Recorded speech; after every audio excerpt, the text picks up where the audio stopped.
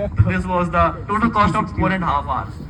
तो ये कि तुमको अगर कुछ बनाना ना गाइस, जुगाड़ इंडिया में बेस्ट है भाई, और इंजीनियर से बड़ा जुगाड़ू कौन होता है? कोई नहीं होता भाई। तो जुगाड़ लगाओ, भले ही 10 आउट ऑफ 10 तुम नहीं बनाओगे, है ना, बट तुम्हारा इंटेंट बहुत करेक्ट दिख जाता है उसमें सामने वाले को, जो तुमसे 10 ऑन 10 निकलवा सकता है। मेरे केस में वो टीवीएफ था, उन्होंने देख लिया ये गैंग्स ऑफ बेरोजगार, तो वो भी देखोगे that is not a very professionally made film, but intent was very correct. We all wanted to do something जो कि लैंड करे, जो कि जोक्स पड़ जाए, जो कि सीन पड़ जाए।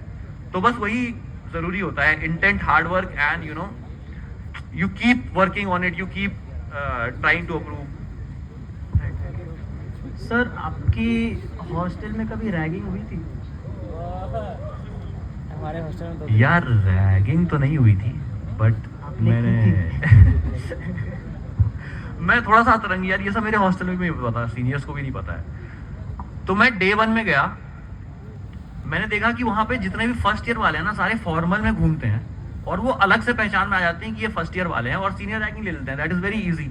तो मैं सेकंड डे से फॉर्मल पहनना बंद कर दिया। मैं जूते, मस्त शूज और जीन्स और शर्ट पहन के घूमता था। लोग मुझे सेकंड ईयर समझते थे। मैंने अपने ईयर वालों की रैगिंग दी है बहुत। अब रैगिंग नहीं लिया उसमें, उसको रैगिंग नहीं कहते, उसको कहते हैं इंट्रो, कि भाई नाम बता, अच्छा यहाँ से है, ये सब का ठीक है, इतना। लेकिन मैंने दिया क्या है रैगिंग, मैंने सीनियर्स के वो लिखे हैं, असाइनमेंट्स लिखे हैं, दैट। बट वो रैगिंग नहीं है गाइस, वो फन सेशन है, उसी से तुम सीखते हो लाइफ में। लाइक आगे जब तुम किसी भी चीज में जाते हो ना, तुम अपने जॉब में जाते हो या फिर आगे किसी भी वो फील्ड में जाते हो, जो तुमको सीनियर्स सिखाते हैं ना, वही तुम्हारा आगे भी काम करता है। The respect you give to your seniors, you give that to your seniors while you are working, है ना। तो वो रेस्पेक्ट तुमको सिखाते हैं seniors, that is very important. तो अगर, क्योंकि तुम घर में होते हो राजा बेटा, राजा बेटी बन के होते हो, घर में कोई कुछ कहने वाला नहीं है। यहाँ पे तुम आते हो सीधे, तुमको लाइन पे लाया जाता है, और लाइन पे लाते हैं टीचर्स नहीं, टीचर्स ज्यादा सीनियर्स, क्योंकि हॉस्टल में सबसे ज्यादा वो रहते हैं तुम्हारे साथ। आई गेस हम अभी 5-10 मिनट पहले वही करके आ रहे हैं। तो एक अभी सीनियर का बात आई गया, तो जो झाटू का कैरेक्टर था वो एक तरफ लेजेंड है और एक वार्निंग भी है। तो is it related to a real life professional senior, से उससे इंस्पायर्ड है, और क्या आपकी कभी उससे बात हुई है रियल लाइफ की? What is the story behind that? यार हॉस्टल डेज के सारे कैरेक्टर जो है हमारे ही हॉस्टल के आसपास के लोग हैं, ऐसा नहीं है कोई बहुत अलग कैरेक्टर है। मतलब उसमें जितने भी लोग हैं मैंने अपने हॉस्टल में सारे देखे हैं। झाटू का जो कैरेक्टर था सीजन 3 तक बहुत बकचोद रखा था हमने, कि बहुत फन करेगा, ऐसा टाइम पास करेगा, कभी सीरियस नहीं है।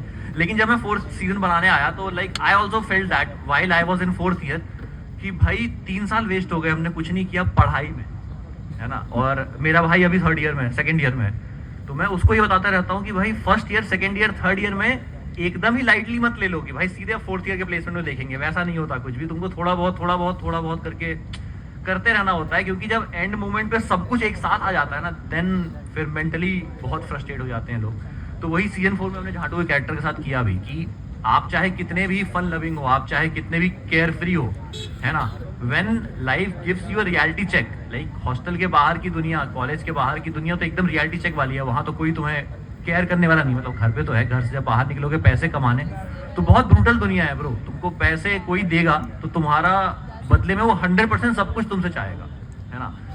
अब झाटू जैसे कैरेक्टर के पास कुछ भी नहीं है कि उस जॉब किस बेसिस पे ले ले, उसने ना ही पढ़ाई करी है आज तक, ना ही जो है कभी क्लास गया है।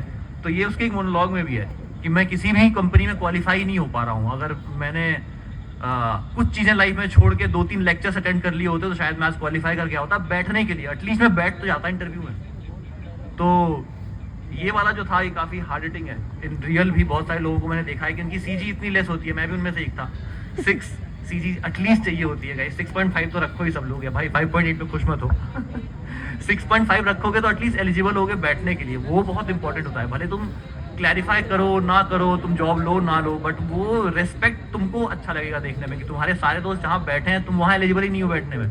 ये अपने आप में बहुत सैड है। तो होता तो है ही ऐसा, बट एंड में जो है हम सबका जो हर कॉलेज में भी आता है और झाटू के लाइफ में भी आया, महास रिक्रूटर आके उसका लाइफ सॉल्व कर दिया। तो हाँ, ऐसे कैरेक्टर होते तो हैं ब्रो, ये मेरे भी उसमें थे, मेरे कॉलेज में भी थे, एंड हर तुम्हारे कॉलेज में भी होंगे।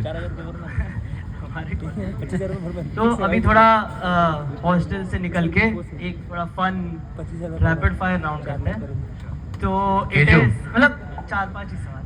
इट इज तो starting with acting versus directing, you know the answer. Directing. Mess का खाना, हॉस्टल का कैंटीन। हॉस्टल का कैंटीन फिर भी बहुत बेटर होता है भाई। मेस का खाना में तो, हॉस्टल कैंटीन में हम डायरेक्टली पैसे देते हैं ना, मेस में हम डायरेक्टली पैसे नहीं देते, और तुम जहाँ डायरेक्टली पेमेंट करते हो वहां तुमको डायरेक्ट सर्विस मिलती है, एटलीस्ट थोड़ी बेटर, थोड़ी बेटर। इस बात पे तो तालियां बजनी ही चाहिए। तुम्हारे भी होगा ना मेस में, मेस से बेटर तो कैंटीन में होगा। गाइस ताली। तो अब नेक्स्ट, लिट्टी चोखा की हॉस्टल का मांगी।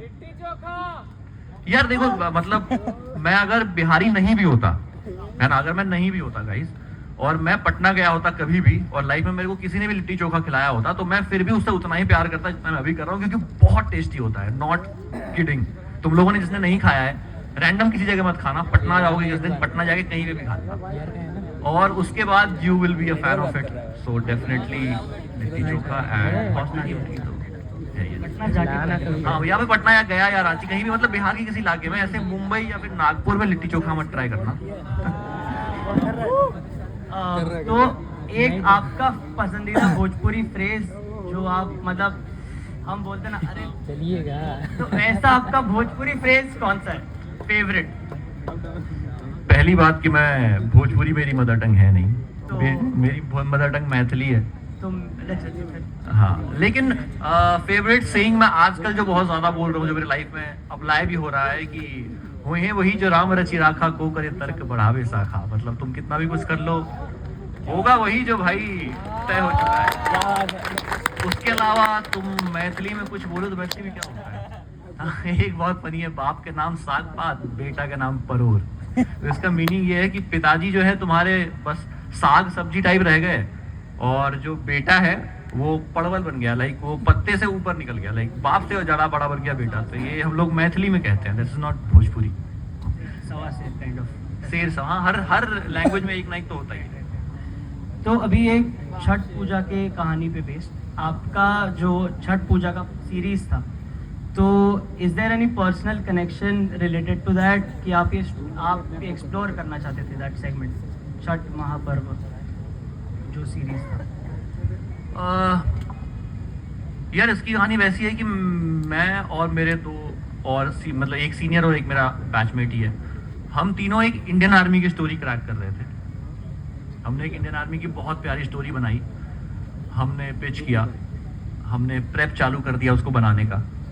हम शूट पे जाने वाले थे और 4 दिन पहले शो कैंसिल हो गया। तो फिर हम लोग बहुत ज़्यादा फ्रस्ट्रेट हो गए। अब जब फ्रस्ट्रेट होते हैं तो हमारी क्रिएटिविटी निकलती है कि जब कुछ नहीं है करने को तो कुछ तो कर लें। तो उस टाइम छठ आने वाला था एंड हमें लगा कि थोड़ा स्पिरिचुअल होने की ज़रूरत है, क्योंकि इतना मेंटल टॉर्चर इस वक्त हो रहा है, जस्ट गो स्पिरिचुअल। लेकिन फिर वो भी नहीं करना कि छुट्टी लेके घर पे चले गए छठ पे और मिस कर रहे हैं कि काम कैसा होता। तो हमने सोचा कि हम तीनों में से ही एक जो हमारा राइटर था, हमने कहा कि हम तेरे ही घर जाएंगे, हम तेरे ही मॉम डैड से एक्टिंग करवाएंगे, और हम एकदम रियल, जो आज तक कहीं नहीं किसी वीडियो में नहीं देखा गया होगा, एग्जैक्ट जो प्रोसेस होता है वो एग्जैक्ट करते करते वीडियो भी बन रही है। तो हमने बस एक अलग इंसान रखा था जो कि है बद्री। तुम लोग बद्री को जानते होंगे। तो Badri is the non Bihari जो कि वहाँ पे बिहार आया था, उसके थ्रू हमने छठ का पूरा प्रोसेस दिखाया। और जो एक्टर्स वहाँ परफॉर्म कर रहे हैं वो सब हमारे राइटर के मॉम डैड हैं, राइटर के मौसा मासी हैं, और जो मतलब मेरे मॉम डैड जो बनते हैं उसमें वो मेरे राइटर के मॉम डैड हैं। तो वो कहानी वैसे आई थी कि that was the spiritual journey we wanted during that time, जब हमारा एक प्रोजेक्ट बंद हो गया। और वो मतलब that was my baby project जो कि वापस से स्टार्ट होगा। अभी अभी मैंने एक इंडियन आर्मी का प्रोजेक्ट खत्म किया है। लाइक गाइस, तुमको बहुत जल्दी अनाउंसमेंट मिलेगा टीवीएफ से, एक काफ़ी अमेजिंग सा एक शो आने वाला है बेस्ड ऑन इंडियन आर्मी। ये दूसरा वाला है, मतलब 2 थे, पहला वाला बन नहीं पाया तो हमने दूसरा वापस से लिख के वापस बनाया, ये बन गया। अब पहले वाले की पिचिंग चालू है, वो भी बनेगा। तो ये बीच का छठ वाला जो स्पिरिचुअल ब्रेकआउट ही था। Vacations can also be productive guys. थोड़ा इंस्पिरेशन ले सकते हैं कि वेकेशन में अगर कुछ ना करने का हो तो चलो सीरीज बना देते हैं। तो थोड़ा अभी एक थोड़ा यंग क्रिएटर्स के लिए, मतलब जो हमारे एज ग्रुप के और यंगर और स्लाइटली ओल्डर देन अस, तो what is your take on the current content creation का trend that has changed, and how do you advise the newcomers जो कंटेंट क्रिएशन करना चाहते हैं, जो थोड़ा बहुत इंटरेस्टेड है बट घबरा रहे हैं, तो what is your advice for them? यार अभी जितना इजी अगर 10 साल पहले मेरे टाइम पे होता तो जो करने मुझे 10 साल लगा है शायद मैं 5 साल में कर लेता. The time gap would have been lesser, है ना. क्योंकि अभी इतना ज्यादा तुम अपनी चीजों को दिखाने के लिए हर टाइप की चीज कर सकते हो यार, इसमें तो कोई बेशर्मी होती ही नहीं है. और जब तुम स्टार्ट करते हो, जब तुम स्टार्ट कर रहे हो कुछ, like when you are very new to this industry for like 1 and 2 years at least before your first viral video, तब तक तो तुम्हें कोई नहीं जानता इंटरनेट पे. तब तो तुम कुछ भी कर सकते हो भाई, कितने भी खराब वीडियो बना के डालो और फिर एक ना एक जो हिट करे उसका ट्रेंड पहचानो कि ये क्यों हिट किया, इसमें क्या वर्क किया, क्या जनता को पसंद आया. कमेंट्स देखो सारे वीडियोस के कि क्या नहीं लग रहा है सही. जैसे कि हम लोगों का ये काम होता है सारे वीडियोस के सारे कमेंट्स देखना. That is one of the prime task we have. वो देख के आइडिया लगता है कि क्या पसंद आ रहा है, क्या लोगों को नहीं पसंद आया, क्या लगा कि इसमें कुछ और बेटर जोक्स हो सकते थे, या फिर यहाँ उससे फीडबैक लेते लेते लेते आगे बढ़ते हैं. तो आजकल के जो जितने भी तुम लोग नए क्रिएटर्स या जितने भी लोग नए ट्राई कर रहे हैं, एक चीज जो मेरे को ड्रॉबैक लगता है आज के टाइम में कि money is very easy right now. हमारे टाइम पे उतना था नहीं, तो हम पैसे का सोचते ही नहीं थे, हम सिर्फ क्वालिटी का सोचते थे कि और अच्छा कैसे बनाते हैं, और अच्छा कैसे बनाते हैं. यहाँ पे क्या है, अभी तुम एक फर्स्ट ड्राफ्ट लिखते हो, तुमको ब्रांड दे देता है, ये लो 5,000 रुपए, ये लो 10,000 रुपए, हाँ ठीक है चलेगा, ये बना दो, ओके, इसका रील बना दो. हमारे टाइम में वो था ही नहीं. हमको चाहिए था कि बेस्ट होगा या तो नहीं होगा. तो we kept thriving for the best.